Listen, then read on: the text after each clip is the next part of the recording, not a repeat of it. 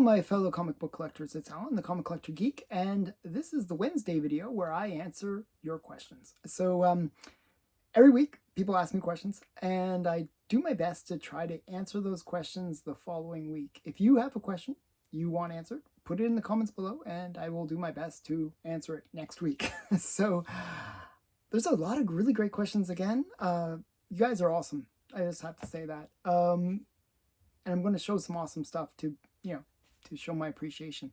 So the first question comes from Crossbuck Comics. Do you own any subscription books? Is it rare for them to have survived the postal service? Does it increase the value? And finally, should it be sent in to be graded? Well,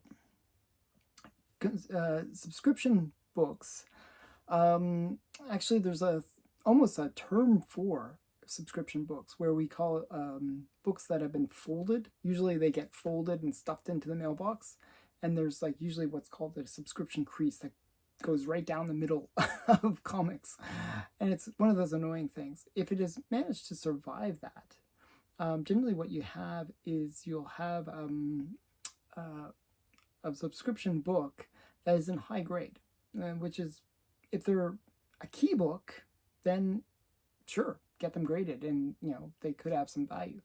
It really depends on the book. Like, it's just because it survives and it's in high grade. If it's not a key, or if it's not something of value, doesn't matter whether it was sent by the mail or they picked it up at the comic shop.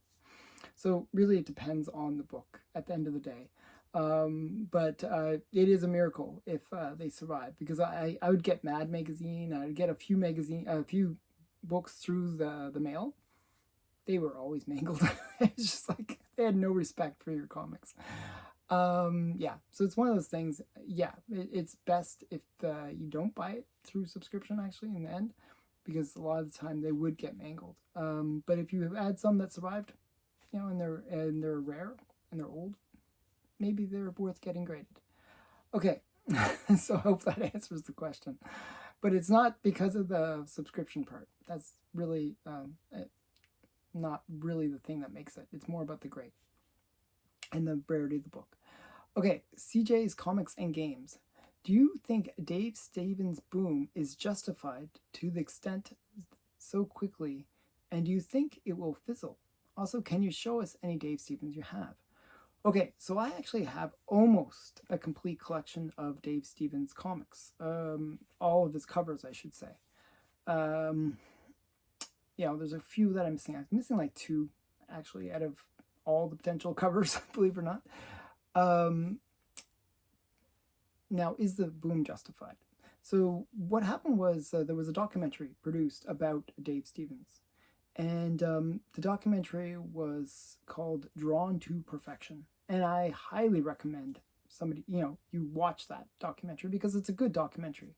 It really shows the love, not of just the fans of Dave Stevens' art, but the other artists, and that really respected Dave Stevens. And, you could sense that these people, there's a piece missing with him gone. And it was just a really touching documentary, and it gives real insight to the perfectionist of Dave Stevens. And because of that perfectionist behavior of him, he produced amazing artwork that is master level. There's very few masters of art. There's a lot of good artists, a lot of great artists, but masters is that next level where you say, wow, these are like legends. And Dave Stevens was one of those. Just a real beacon in terms of the art world. And I saw that when I first started collecting Dave Stevens stuff. I just thought, wow, this guy's really great. I really like his good girl art, and I like the way he draws women. And I started collecting him. And a lot of the books were still expensive, even back then when I started collecting them. They've really taken off now. And there is a risk with that. Now, a lot of these books were from independent publishers, so they have maybe lower,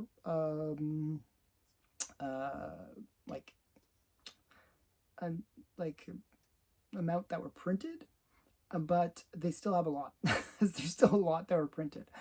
Probably like, you know, probably like rates of maybe like 20,000 were printed of certain books of his, which is not rare enough that it will command the big money that they are commanding.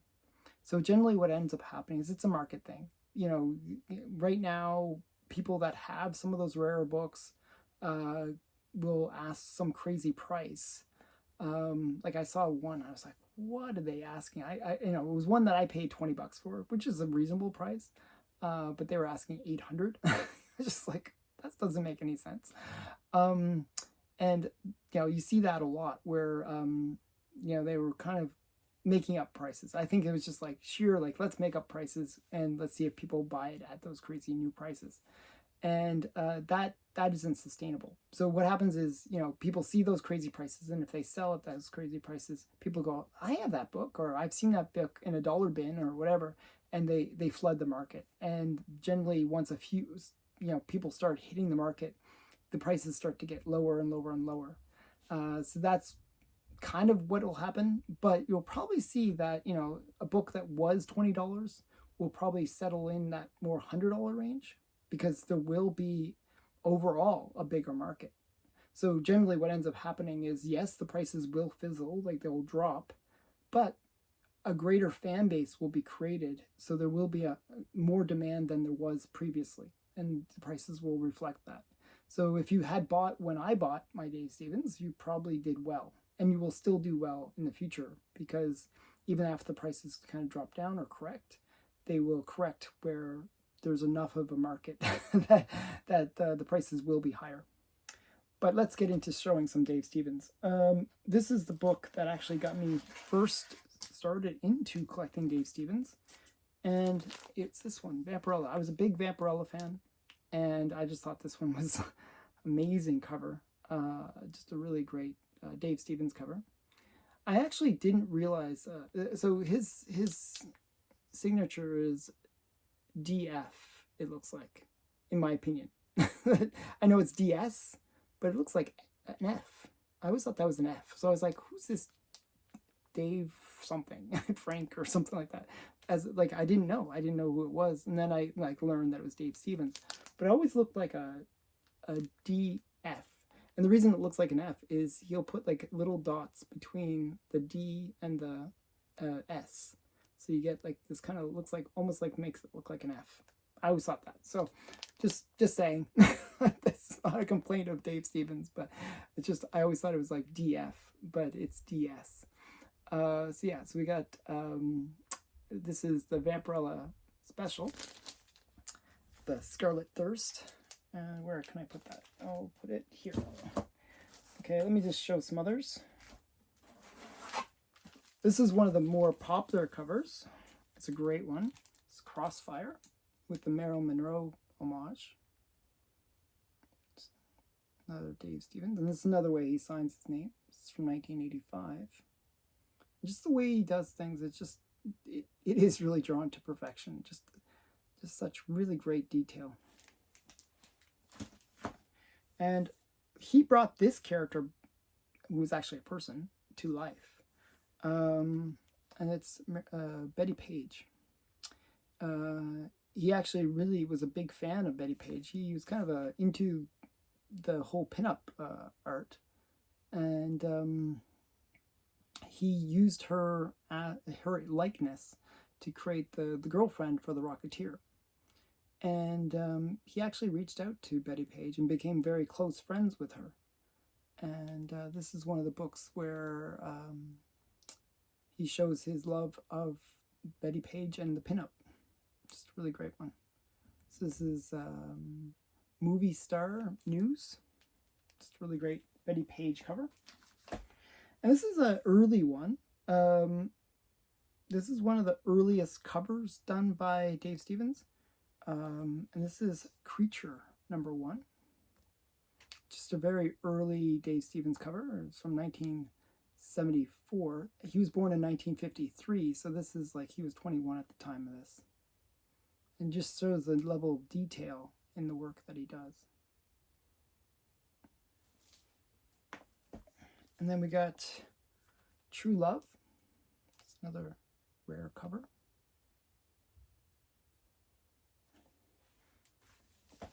And then we got, this one's like got a whole bunch of action and interesting stuff going on. This is East meets West.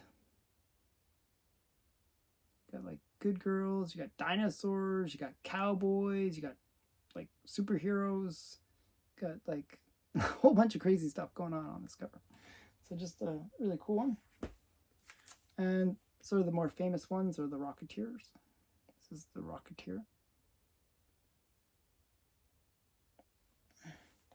And the one that actually I saw going for crazy money was this series. And I'll show you all of them. There was 5 in the series, I believe. I believe it's 5. Yeah, kind of 5. It was supposed to be one of 4. It was supposed to be 4 in the series, but actually they made it 5 because I think people liked it so much. The World of Wood. Now it's supposed to be like sort of bringing back Wally Wood's artwork and bringing back, you know, stuff that he had created. But the art was done by Dave Stevens. So this is really great Dave Stevens cover. And these were the ones that were going for crazy money. As I said, like $800. I was like, okay. I think I bought the whole set for 30 or something like that. So this is like World of Wood.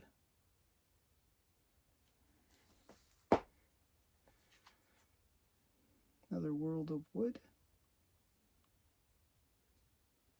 I don't think this is Dave Stevens. But yeah, this one might not be Dave Stevens. So some of these are, I'll just show the series even though it's not all Dave Stevens. These are not Dave Stevens.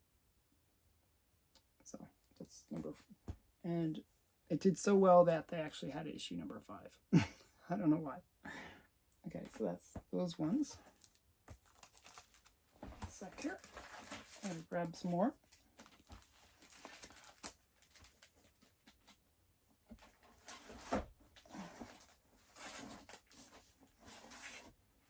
Okay. So we got King Kong. This one was like Dave Stevens' attempt to kind of recapture the movie, the original King Kong movie. I think he did a really great job of it. That's actually one of my favorite scenes in the original King Kong movie, where the girl's in his hand and he's just playing with her like she's a toy or something. I just think that's really interesting. And we got, I don't think this is, okay, that's not Stevens. But this is a famous one, Cheval Noir. It's a very sexy good girl art cover. And then we got The Shadow and Doc Savage.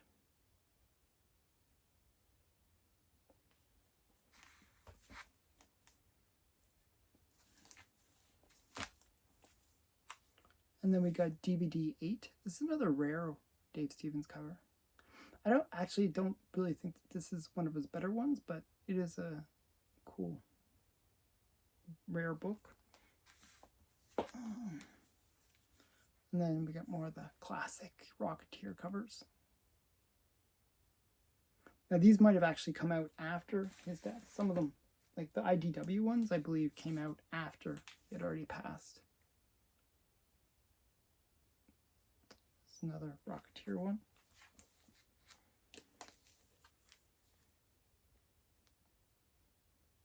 Some more Rocketeer. And you can see that's the girlfriend of the Rocketeer. Very Betty Page look. Okay, this one requires a bit of censoring. I have to censor it. It's another Dave Stevens one. This is Venus Domina. I can't really show it that well. Sorry. Censored. Sorry. But it's a cool one. And then we got Girl Crazy. And he's really well known for his Betty Page stuff. So here's some more Betty Page. Oops. This is Betty Page, Queen of the Nile. And then I have the whole set here, but I just really like it. Sort of great Betty Page stuff. And then we got Space Vixens. It's another really good one. And then some of the more rare ones. These are more exclusive variants. Something like this is an exclusive variant. It's just really nice. Again, the Betty Page look. This is for the Rocketeer. Okay, so those are some of my Dave Stevens collection. I have a ton more. It's like a short box of Dave Stevens covers. I feel like I should show. Okay, I'll show one more, or maybe a few more. I just like showing these books. One sec. I'm going to grab one more handful because I love Dave Stevens. His artwork's great. Yeah, I'm going to show just one more handful because I really do like Dave Stevens. This one's a really good one. This one you can pick up fairly affordably. This is Johnny Quest number 5. It's just a really great Dave Stevens cover. The rest are not so good girly. This is the good girl one. If you're gonna buy Dave Stevens art, go for the good girls. That's where most people are collecting. They go for the girls. This is Jungle Comics with Sheena. And then we got Planet Comics. Another really great one. This is like an homage to Planet Comics, I think 56. And then we got Alien Worlds. Another really great Dave Stevens one. This is one of my favorites, actually. I like the bubble helmets, and I like the sci-fi look in the good girl. It's always funny how the good girls in the sci-fi are always like wearing a bubble helmet, sure, but what's going on with the legs? So yeah, just very funny. And then you can see like how much I paid for these. Like some of them, like I got the price tag still on the. I'm too lazy to change the bags. So yeah, so this is another really great Betty Page one. You can see I paid $10. It's like very inexpensive. But the prices have greatly risen since. And this is Vanguard number 2. So another, I think this is the first appearance of Star Blazers. So, and I paid $10. I think I negotiated even down on that. And this is like it's like a 9.2, they said. So, and it probably might even grade higher than that. So, just to, prices have gone up a lot. It wasn't that long ago that I bought these. Maybe 4 or 5 years ago. No, not that long. Maybe less than that. Maybe like 3 years ago I bought those. Okay, so those are my Dave Stevens. Some of them, not all, but enough. Hopefully you liked it. Okay, next question comes from Night Tiger. So was John Byrne's Aurora a ripoff of Nelvana? No. Similar idea. So Nelvana is like a Inuit character who basically is sort of like a semi-deity that protects the Inuit of the North. Aurora is more of a French-Canadian thing, and just a different character. I don't think there was much inspiration from Nelvana. He probably did maybe some research, but they're very different. They don't look even similar. So I don't think it was a ripoff or anything like that. So, sorry. There's not much more to say. But I do feel like there's probably characters that have gotten inspiration from Nelvana. But if you're interested in Nelvana, she's actually a very important character for Canadian history. She's the first Canadian created superhero. Super heroine, I should say, to make it more specific. And she was created in the early 40s, before even Wonder Woman. So she actually appeared before Wonder Woman. And she's the early female superhero in general. So very cool character. But yeah, but not ripped off by John Byrne. K. Munin wrote, thanks again, as always. Those are some amazing books. On your May 13th live stream, you mentioned a newly released comic that was selling for $200. How often does a new book get such an overinflated price tag right out of the gate? Do you see it as just a one-off case, or is it potentially something that could happen more frequently in the future? Okay, so the book that I was talking about was Blood Hunt #1, and it was the 1 in 25 variant that had the same cover as Crime Suspense Stories #22.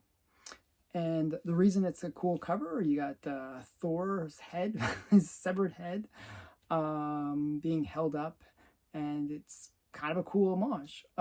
So you get that kind of pre-code horror collector, you get the kind of the coolness factor, the gore factor, and the rarity of the 1 in 25.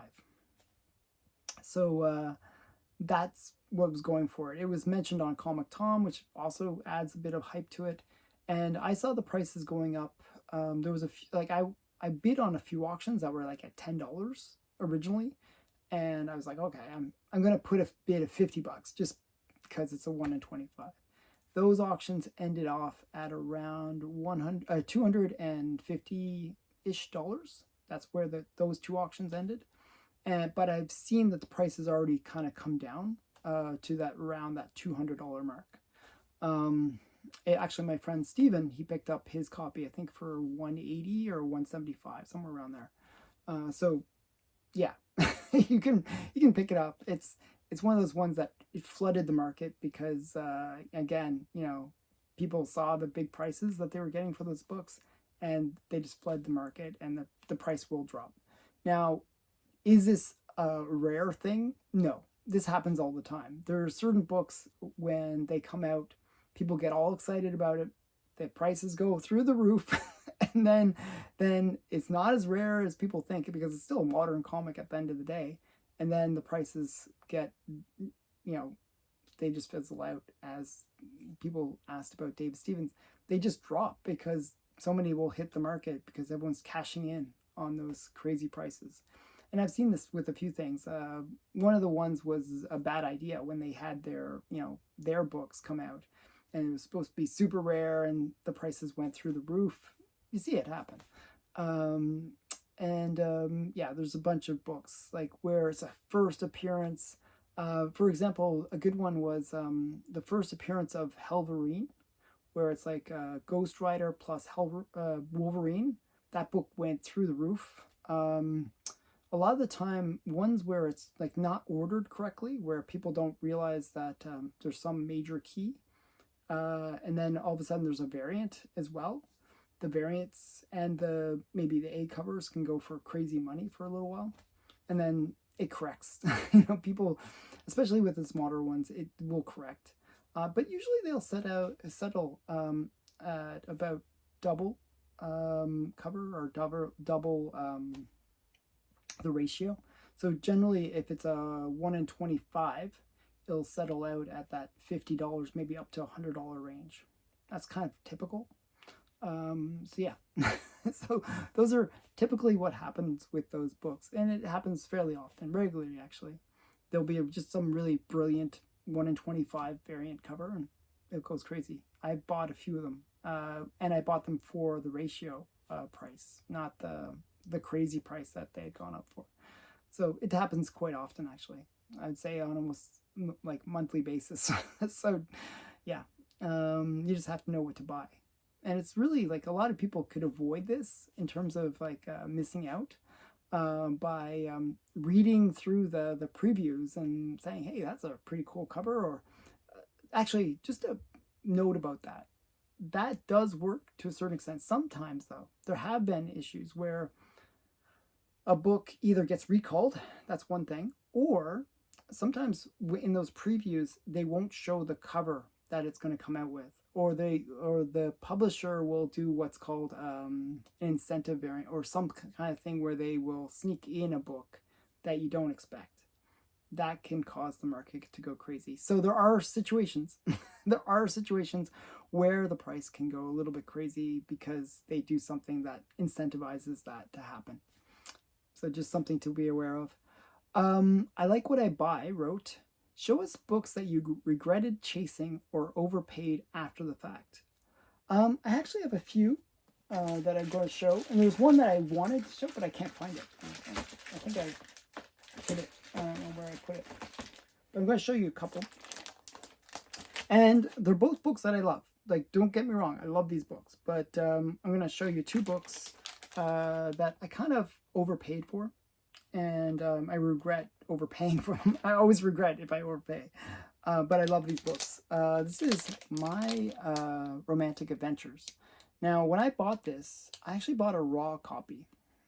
And it was a low grade, and that's why I bought it. I really wanted the book. I really love this cover. And it was like, it's a really hard book to find. And then the same guy that sold me the raw copy was like presented reasonably well, but it had like somebody had taken like a thing that kind of gives it a wavy, it's like almost like a design thing, and it like cuts along the edge, and they cut the edge off, and basically gave it that kind of frilly kind of look. I don't know why they did that, but it bothered me. It bothered me that the cover was all mangled like that, and so I said, okay, can I trade it, sell it back to you, and this was the upgrade. It was a 1.8, and the other one was a 1.5. Now I kind of overpaid for the 1.5 because he said it was a higher grade than it really was. And so I was like, okay, I kind of want a little bit better presenting copy. This one presented really, really nice. And he basically got me to pay, I think, a few hundred to do the trade. Okay. And it turned out that the other one was a 1.5 and this is a 1.8. The few hundred difference probably was an overpay as well. So I doubly overpaid. I overpaid for the first copy, overpaid for this copy.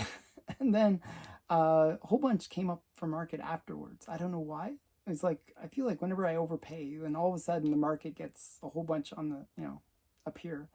And I could have gotten it for like a higher grade for a cheaper price than what I paid for all the work.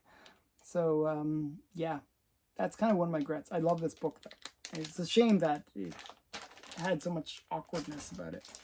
Now this next one is another one that it doesn't come up that often actually, but I did see it afterwards in a higher grade, and I kind of regret buying a lower grade. But this one actually had a little bit of extra bad news about it. So this is Air Fighters number 2. It is the first appearance of Valkyrie, and this is one of the covers that Dave Stevens, speaking of Dave Stevens earlier, kind of mimicked. He actually did a really great Airboy homage to this, and I love this book. I always wanted to get her first appearance. I wanted to get this. I think it's an iconic cover, and I actually got this book because of collecting Dave Stevens, and I was like, oh, that's such a cool book, but it's a 0.5. You can see that. Now, when this got shipped to me, you can see, look how mangled it is. It's the older slabs, and the older slabs, this is a magazine slab too. Older slabs, they can't support weight. So if you put any weight on it, it just cracks. It just shatters. And that's what happened. It wasn't that it was banged around or anything. It was just the sheer weight of other comics being pressed up against it that made it crack. And it was it was just smashed when I got it. I was like, so it was doubly bad. So not only did I feel like I overpaid for 0.5, but I ended up getting a mangled copy. Now I'd have to send it off, get it reslabbed, and yeah, it's like frustrating. So the reason it's a 0.5 is cover is detached, centerfold missing, effects stories incomplete. So incomplete, but it is the first appearance of Valkyrie. So it is a cool book. I kind of overpaid. I kind of paid what you would pay for a 1.0 level, maybe. So, or 1.5 even. They're all like, there's like such price compression. So you can pretty much, all those lower grades are all similar price. So it's a little frustrating that way. Like I would have liked to have gotten a complete copy. I would have liked to have gotten slightly higher grade. Just, but it presents nice. So it's one of those frustrating things, I kind of wish I kind of held off for a slightly better grade. That's maybe the best way to say it. Okay. Next question is from Quasi Terrible. I was watching your video today and on the great first appearances, and it made me wonder on what the worst first appearances and where the person does appear on the cover, and why is the answer X-Men 4 First Omega Red. So I'm going to show you some cover appearances where the character makes their first appearance in the comic, and they're on the character is actually on the cover, but it's a bad cover appearance as well. So it's like their first appearance, sure, but it's a bad cover first appearance, if that makes sense. Omega Red's a great one, like with X-Men number 4, because all you see is Omega Red's hand. It's pretty lame first cover appearance, but it is end first appearance. I'm going to show you similar to that kind of level. So the first one is actually a really great comic. This is Police Comics number 1, and this is the first appearance of these characters right here. But the main reason I bought this book is it's the first appearance of Plastic Man. But Plastic Man is not the featured character. He's like a little, just a, like a little head thing there, which is kind of a lame first appearance for his cover appearance. But it is his first appearance in the comic, and his first cover appearance as well. But it's just his head. And actually, I'm not a big fan of this cover. I don't know. I don't really like if it was a good girl, or I don't know. And the way he's punching is a little weird. I don't know. I'm not a big fan of this cover, but I do like having this book. It's first Plastic Man. That's pretty awesome. Who did the cover? It's Gil Fox. Gil Fox did the cover. So yeah. So just that's my first one. And they're going to get worse, don't worry. The next one is a Fantastic Four book. And this is the first appearance of the Inhumans. Now, you got a really great cover, actually. It's not a bad cover. You got the Fantastic Four looking pretty awesome. But the Inhumans, who are also on the first, this is their first cover, they're like these little tiny figures. You got Medusa looking, you can't even tell what she is. It's just like little hair flying around. Just like so small in the background. It's like the main, the first appearance of the Inhumans, and like they're way in the back, really tiny. I don't know why they did that. You'd think they would show them a little bit more epically, right? They're just like little nobodies in the background. So this is Fantastic Four number 45, First Inhumans. But really lame that they're really tiny in the background. This is actually a cover I really don't like, this next one. Actually, I don't like this cover, but it is a major first appearance, and it is kind of a lame first appearance cover too. But this character has lots of cover appearances and first appearances, so they make it up in other issues. This is Fantastic Four again, and this is number 67. And this is actually one of the ones when I first thought of really bad cover appearances, this is the book I thought of. Because this is the first appearance of him. But he originally appears in a cocoon. He's he's evolved, and they made him, he's made in this cocoony thing. And, they just show the cocoon.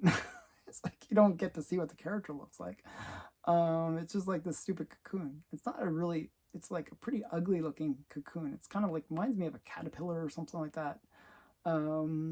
Yeah, it's not a great cover appearance. I always thought this was kind of a lame cover, but is the first appearance of him. And him later becomes Warlock. So there's like a whole bunch of other books that you have to get in order to get all the first appearances of the Warlock. So, and actually, number 67 is the first full appearance of him, but the cocoon actually appears in 66 as well. So he makes more of a cameo appearance in that.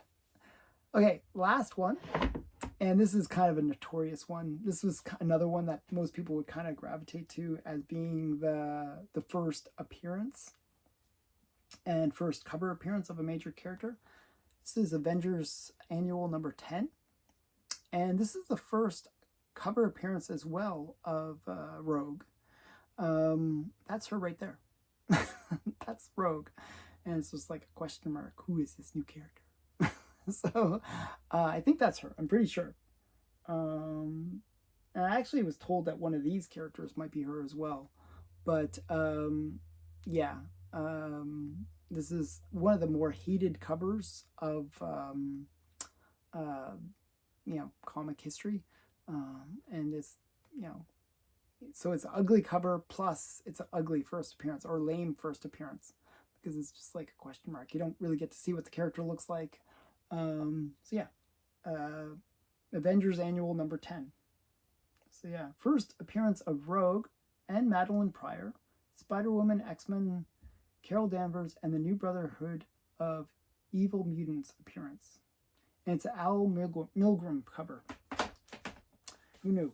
Okay, so that's that question. The next question comes from Matt Likes Comics. I'm not familiar with Superior Comics. Can we have a brief history? Okay, so Superior Comics was one of the companies that kind of appeared in Canada after the trade embargo that happened between Canada and the United States. Basically, there was a ban that Canada imposed on American comics coming into Canada. And they did this for a few reasons because of the war efforts, and there was like a bunch of reasons for why they did that. And basically, Superior Comics started in 1945, sort of at the end of the war.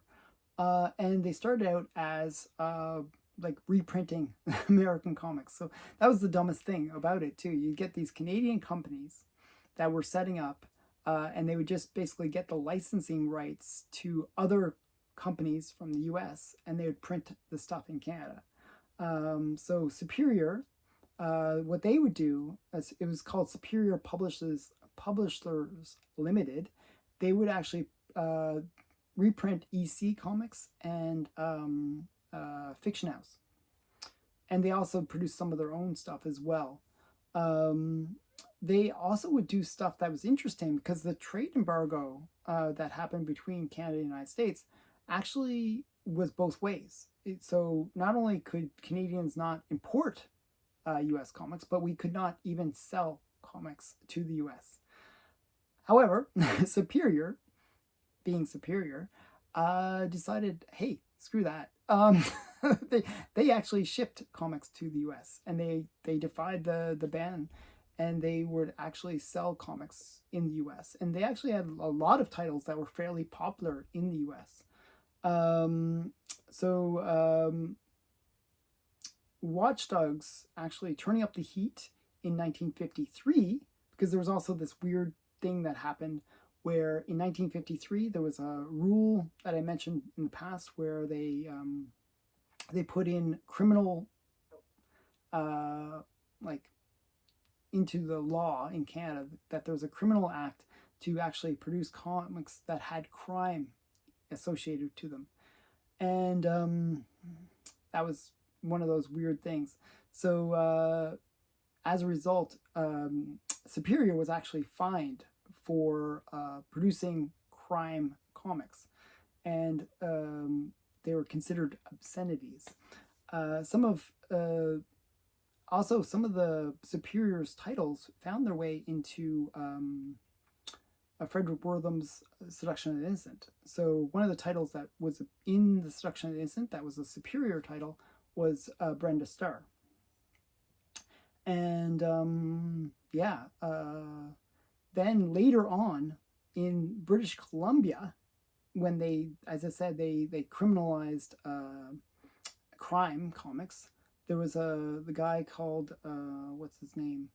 Davy Fulton, who basically really was almost like directed his vengeance on Superior, and he would like take them to like court and stuff like that. It was pretty brutal. But strangely enough, Superior won in court, but with the Comic Code Authority coming in and the U.S. comics coming back into Canada in the mid-50s, those were just too much to keep Superior's lights on, basically, and they went out of business in 1956. So yeah, they had a whole bunch of issues because of that.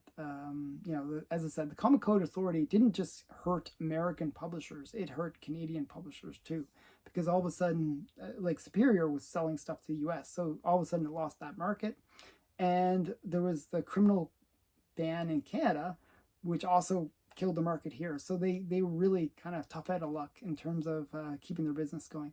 But I'm going to show you some Superior comics, and I had a full stack. I'm going to show you a bunch of Superior comics. I want to show you Brenda Starr. This is not the one that was mentioned in Seduction Innocent, but it is a cool one. Take it out of the plastic.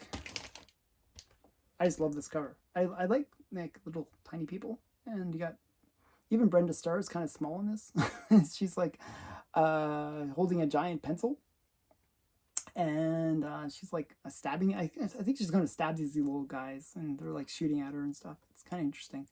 So this is, it doesn't say who did the cover, but this is Superior Comics from 1949. You can always see their code. That's what their things look like there. So that's their little logo. And here's another one from 1949. Another title that they're the only ones that did this. Even though it was an American title, Superior was the one that produced this. And it's Ellery Queen. This is Ellery Queen number 1. It's a classic cover with this weird like ghoul's hand or something with like the skull rings and the beautiful girl in the yellow dress. Just a great one. I'm not even sure who did this. Jack Kamen cover. Really awesome. So they had some really great artists working for them as well. So then we got some more Superior. This is Strange Mysteries. Another girl in the red dress getting attacked by the monster in the mirror. And this one's from 1952. So we're getting into the pre-code horror era. And then we got some more Strange Mysteries. Another girl in the red dress getting pulled into the swamp. Yeah. And this is actually this is one of the few books where this is part of the story, which is unusual for a lot of comics. They have these amazing covers that have nothing to do with what's inside, but this actually relates to what's inside. This is from 1951. And then we got another title that they did, Mysteries Weird and Strange. It's another cool one. Okay, that's from 1954. And this one, I think this was one of the books that got banned. This is another Superior one that got banned in the U.S. Because they basically equated it to a zombie orgy, which is, hey, that's something that will get you banned in the U.S. So yeah, this is Strange Mysteries, number 1. And there was like about, I think, 5 or 6 books that got banned by the U.S. And this was one of them. So yeah, so Superior was a bit notorious in a way. They didn't follow the rules for Canada, and they got mentioned in the Seduction of the Innocent, and they also got one book banned, and they had legal troubles. So a whole bunch of fun stuff for Superior. Okay, so that's Superior. The next question comes from Steve Driscoll, and he asked, do companies that produce comic books have an archive of the books that they've created? Second part of my question is, if a company has gone out of business, what happens to the archive if it existed? So yeah, usually what it's called is actually called file copies, and most companies do this where they will have file copies that they literally file that they'll like store, And usually they'll keep like only a couple copies. In the case of EC, they actually kept 12 or more copies of each book. So there was actually, long after the publisher had ceased to exist, there was actually a William Gaines collection that was found, where they found all of the books basically in super high grade of EC comics, where there was like multiple high grade copies that had been kept. It is common that they do this, and generally when they go out of business, these things come up for auction. They usually get denoted as being file copies. You'll actually see it on the slab where it'll be denoted as file copies. A lot of the highest grade copies are file copies because they were literally saved and protected. Some file copies, though, don't have that high grade thing, because sometimes what they'll do is, at some of the publishers, they would use the file copies as something that the artists would, like kind of mark up and like use as like notes. So you see that as well. That can happen. But for the most part, the file copies were pristine. You'll see them in, usually they're 9 or even higher grades, like 9, 8 even. So a lot of the highest grade copies are file copies. Okay, last question comes from Jerry Penix, who wrote, how come the Phantom is not the first superhero? He came out before Superman. The Phantom is the first superhero. So nope, he is considered to be the first superhero, first costumed superhero. There's earlier superheroes, believe it or not, but the first costume superhero is the Phantom. And I think Superman came out in August of 1938. Lee Falk created the Phantom in 1936, in February of 1936. And the first comic to feature the Phantom was actually a Mexican comic called the El Phantomo. And it was Pepin 142. And that was published in January 1st of 1938. So months before Superman had come out in comics. So even if you look at what was the first comic book superhero, it was still the Phantom. They actually made it an English version of the Phantom even before Superman as well, and that was feature book number 20 in 1938 as well, and that was a little bit later in 1938, but still before Superman. So yes, Phantom is the first costumed superhero. So yeah, but the difference is, and the reason most people call Superman the first is due to the fact that when Superman came out, he was a unique character. He was a character that wasn't created for the daily strips. He was a unique character for the comics and really marked the beginning of a new age for comics. The popularity of Superman really marked the beginning of what's called the golden age of comics. And that's why he's considered the first in many people's minds. But really, the Phantom came out earlier. So I hope that answers your question. I hope you enjoyed my answers to all the questions. If you have a question, put it in the comments below, and I will do my best to answer it. Thanks again for all the great questions, and I hope you subscribe to the channel and tell everybody you know about the channel, because I need to get this channel to grow. And I'm planning, if you stayed to this end point, you get a little surprise. I'm planning something big for my 4,000 subscription. So it's coming soon.